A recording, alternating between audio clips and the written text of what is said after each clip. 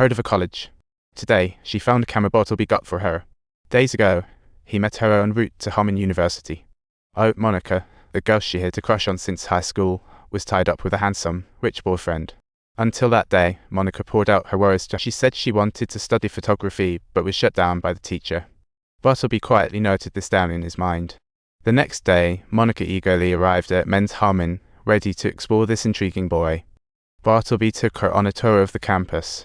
He proudly showed her the impressive course schedule. It was just so cool. Then, on the way to drop Monica back to school, Bartleby spotted his friend Trader performing as a sausage on the lawn. What an embarrassing sight. Bartleby really couldn't understand why his friend was so crazy. The next day, Schrader came to find Bartleby to warn her to stop the nonsense. She said, in a real university, there must be legal procedures and public recognition. Don't forget the insurance.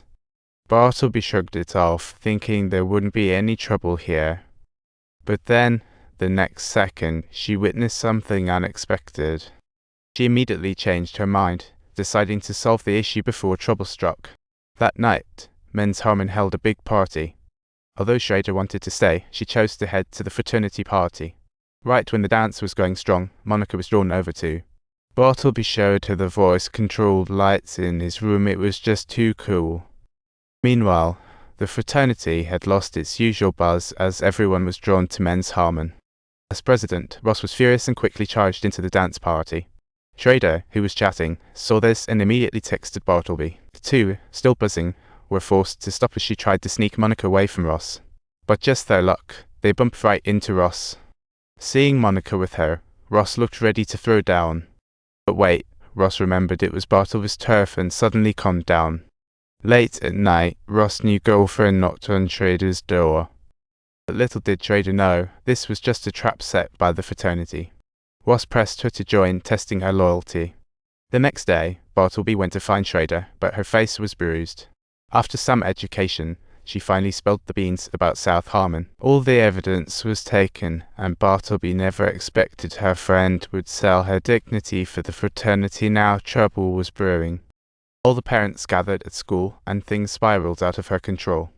Just as Bartleby was still trying to figure out what was going on, the principal walked over and announced that this was a fake university. Time sell. Monica wouldn't even listen to her explanation. Finally, all the students and parents left, bringing the fast to an end. Back home, the silence was so thick it felt suffocating. No one dared to speak. The next day, Bartleby returned to South Harmon and found it cordoned off. At the entrance, she discovered a pile of letters, one of which was a hearing notice from the Education Board. She sought out her friends for one last Hail Mary because as long as they could certify South Harmon as a real university before the hearing, all problems. This wasn't just about her, it was for everyone who believed in South Harmon. In the end, Schrader decided it was time to live for herself. And umat at letter 3ca is circumflex umat 3 umat until the letter 2b sulik letter 4 abc sedilla iq 10 direct reflex a quarter w or crov umat havio times umat alsedilla iq I stroke 3 umat pound sign at the umat dot paragraph thon times umat umat micro umat yakut egrov letter 763 copyright. At the hearing, they were informed that the venue had been moved to a larger hall, and South Harmon students came in droves. According to regulations, a school must meet 3 standards: facilities, courses, and teachers. As someone who knew the school best, she began listing them one by one. She introduced the school's public facilities, like large classrooms, dorms, kitchens, and various recreational areas. But the Harmon University president pointed out they lacked important facilities like a library and medical services. The officials asked if there was a course schedule, and Bartleby pulled out South Harmon's unique schedule, with students responding to each course listed. Every course on that list held significant meaning for them as they sought their life's purpose. When the officials asked if there were any teachers, everyone stood up. All South Harmon students were teachers. But the officials wouldn't accept this since it lacked officially certified teachers. While Bartleby was completely at a loss and bewildered, Schrader's uncle finally stepped forward, but the president of Harmon University accused him of being merely a drunkard. He accused, "How can one teacher handle 300 students?" In response to the officials' inquiry, Bartleby didn't plan to answer. He had long predicted that the decision would end in failure, but what were the traditions supposed to be? Was it about criticizing students and placing burdens on them, transforming them into stressed-out men and coffee addicts? The school claims superiority over all real schools. So why don't we exist? You can keep your degrees, rules, buildings, and your churches, but we should be allowed to do our own thing. Why do we have to do what you demand?